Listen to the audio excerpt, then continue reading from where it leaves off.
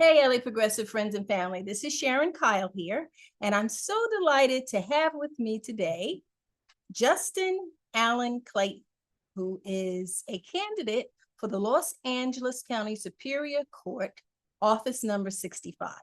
And I met Justin recently at the East Area Democrats Judicial Forum or Political Forum. That we have some elections coming up here in Southern California. And I was so impressed with him that I asked Justin if he wouldn't mind coming and sitting with me and having a chat. So Justin, welcome. Thank you for having me. I definitely appreciate being here. So tell us, you have been a member of the California State Bar for many years. I was actually surprised because you look a lot younger. You have a baby face, but I was surprised to learn that you have been practicing law for over for 14, more than a dozen years. That's correct.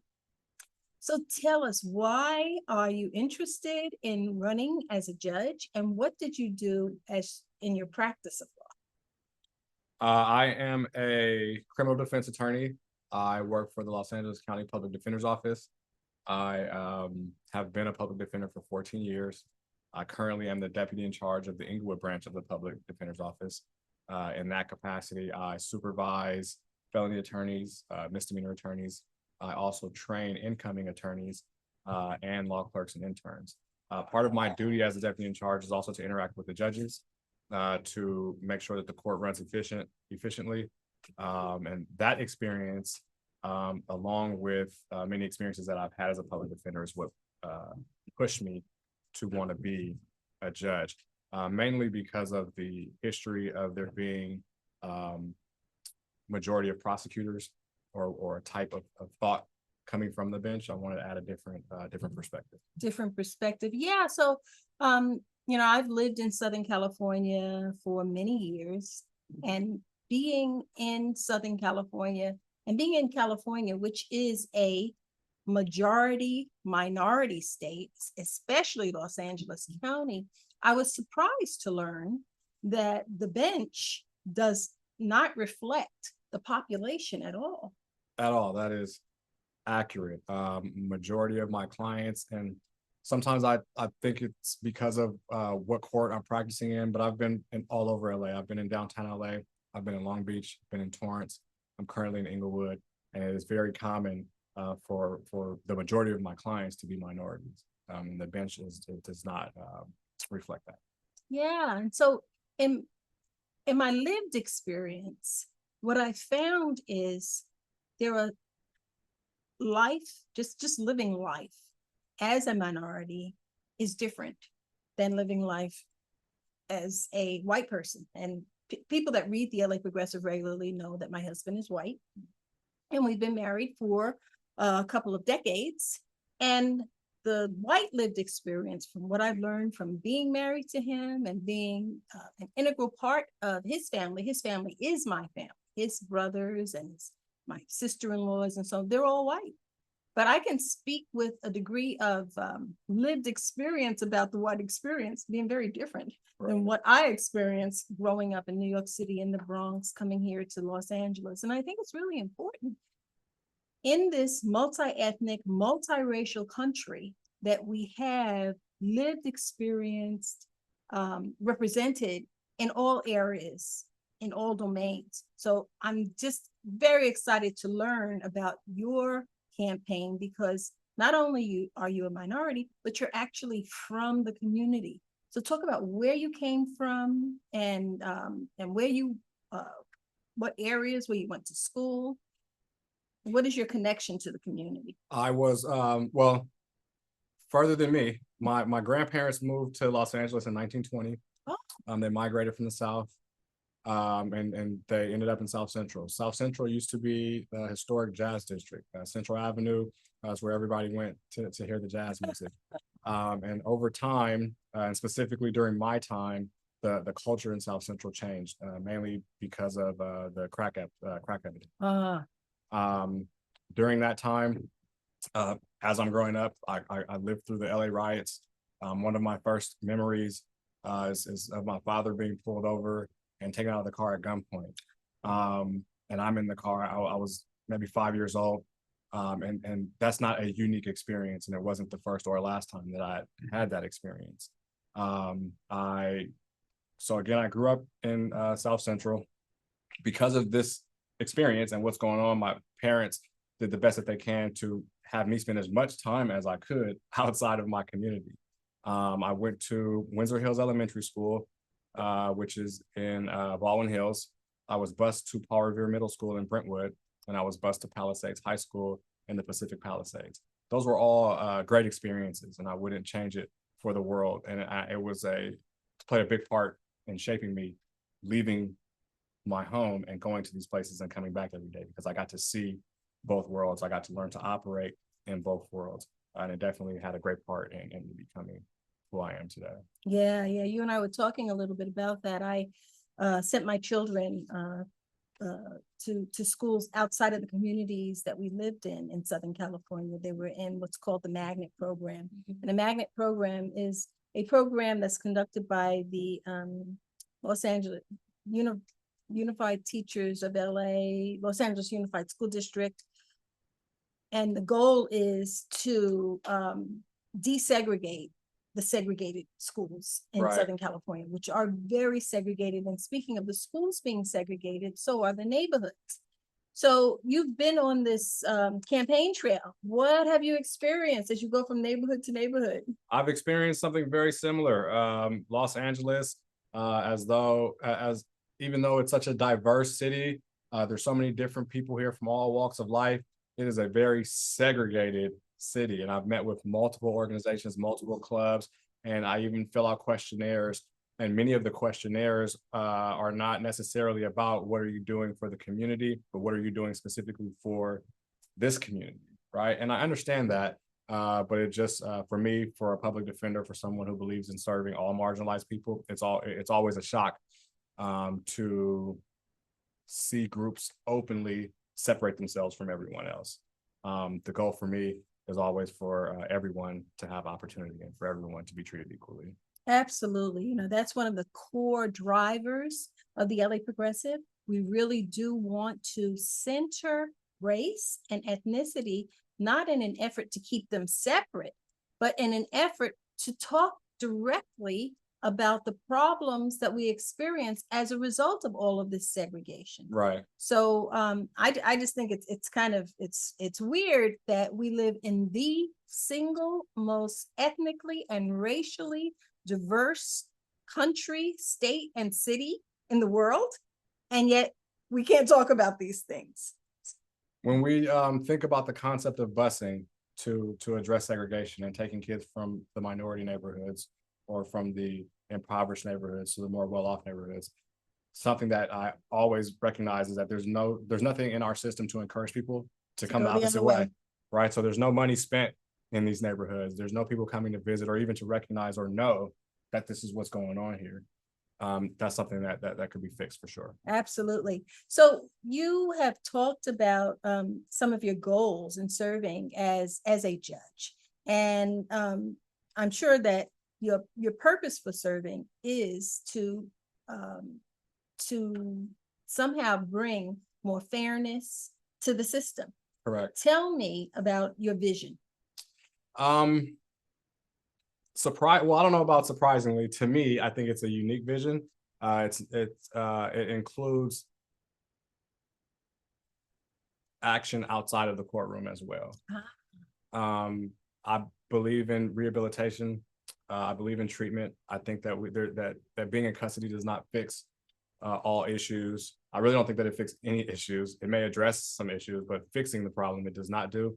I've been extremely active in my community, and I want to remain that way. And I think that it can be an inspiration for someone where I come from to see someone from the same upbringing reach the level of being a judge or in all professions. And it's a goal of mine to get as many people from all walks of life who are professionals to again come back and contribute. I think that's the fastest way that we can heal these gaps or make these gaps closer, is by getting more people involved and actually informing people about what's actually happening in our communities. So before we started recording this conversation, we kind of chatted briefly, and you were telling me that you actually applied like right at the last minute. And there were a Correct. couple of people that suggested to you that you needed to do this. Who were they and why did they suggest to you that you needed to run for judge? I was in a trial late last year, and the prosecutor that I was in trial with had applied to be appointed. I've also applied to be appointed to be a judge. There's two ways to become a judge. You can be appointed or elected. And because he was aware that I applied, he urged me to run all the way up until the last day before the day to declare your intent. There was also a judge that I spoke with. So I declared my intent on a Friday. That Thursday before was the last shot that the DA took at me to encourage me to run. That same day, I spoke with a judge about it. She also suggested that I do it, mainly because it's the fastest way to get on the bench.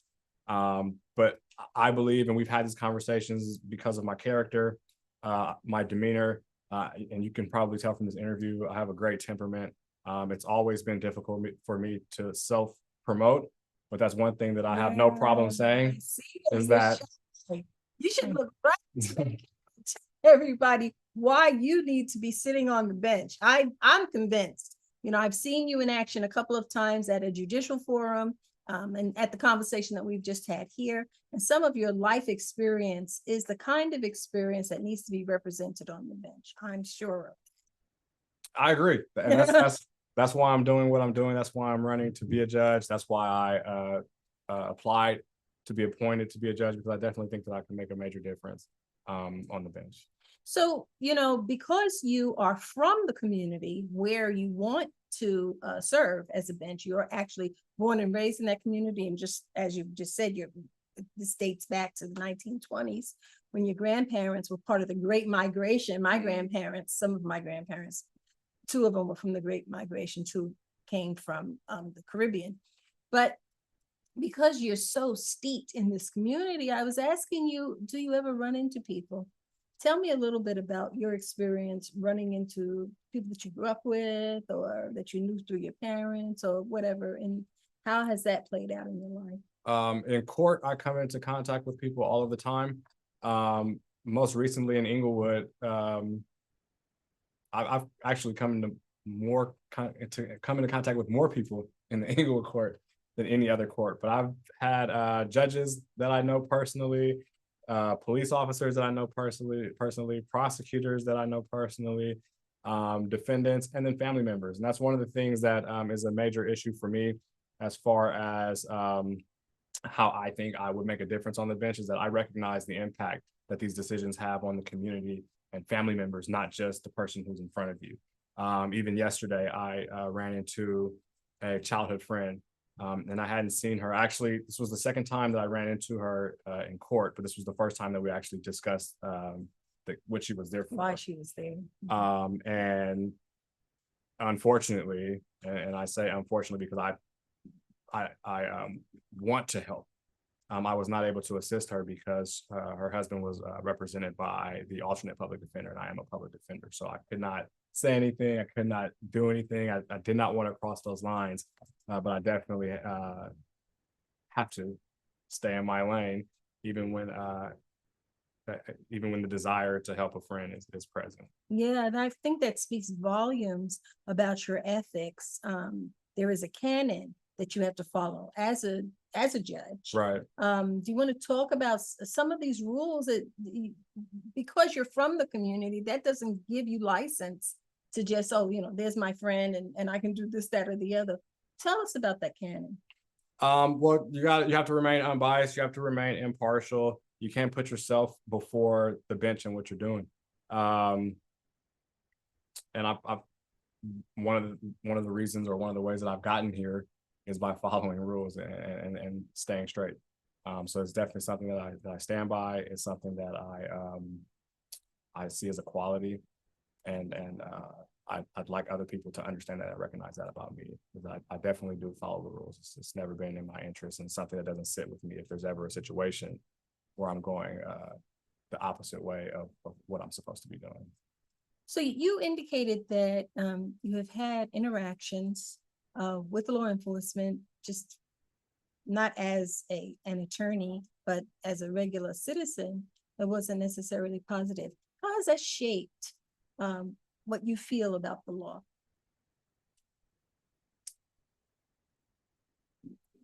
About the law or law enforcement? Answer it in whatever way you think you should answer it. So I met with an organization last night, and this was a question that comes up occasionally. And there's a question about,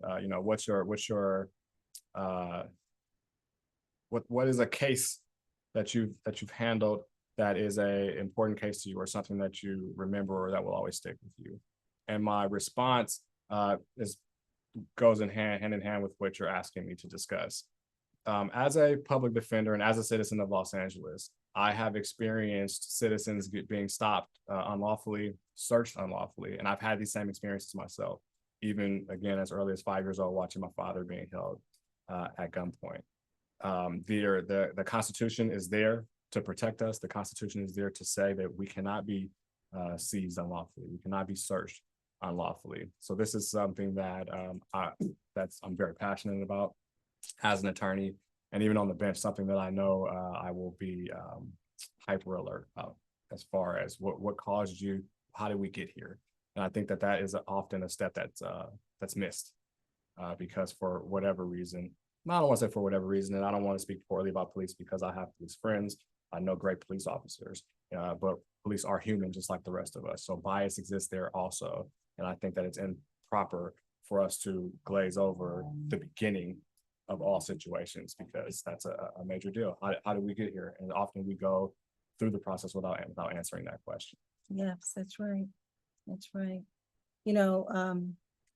I too have had experiences that I've had positive and negative experiences.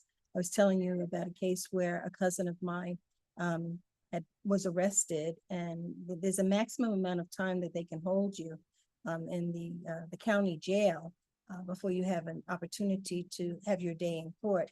And so while he was being held, we attempted to visit him, and a Los Angeles County sheriff was so rude to me and so threatening toward me. I actually felt that he might try to hurt me. Mm-hmm. And I felt like I had no recourse.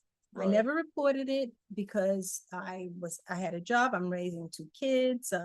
For whatever reason, I didn't think that me taking action would result in a positive outcome. Right. And part of our acceptance of that as minorities is because it feels like the system is just so stacked against us. Right. And I think it's important that a person like you be represented on the bench for that reason and many other reasons. Thank you. Thank you. Thank you. So the election is when? The election is June 2nd. However, ballots are mailed out Monday, May 4th. So it's definitely important that we start to, we should already be moving, but it's definitely important that we all pay attention and close attention to what's happening and who we're voting for, because it's around the corner. Excellent. And how is your family feeling about what you're doing? My family is, I have a great family support system. They have been by my side the entire way. They definitely are not at all the meetings that I'm going to, so they see how tired I am, but they're not necessarily feeling the same strain, but they are supportive. My sister is one of my biggest supporters. My campaign team is filled with people who have been around me my whole entire life. So it's definitely a group effort to make this happen. Well, Justin Allen Clayton. Justin Allen Clayton, office number 65, Los Angeles Superior Court. The ballots are going out May 4th. We are encouraging people, be engaged, be active, and support our candidates. And this is an excellent one to support. Can I say one other thing? Sure, please. So one thing that is a common deal that I've heard multiple people say, and it's true, is that the judges are at the bottom of the ballot. And it often happens that people get down there and they start guessing or not voting at all. Please finish, right? And there's someone who gave me a campaign slogan that I haven't said yet, but I think this is the appropriate time. You're not done finished voting until you vote for Justin. Justin Clayton, awesome. Thank you, Justin. Thank you. We wish you the best.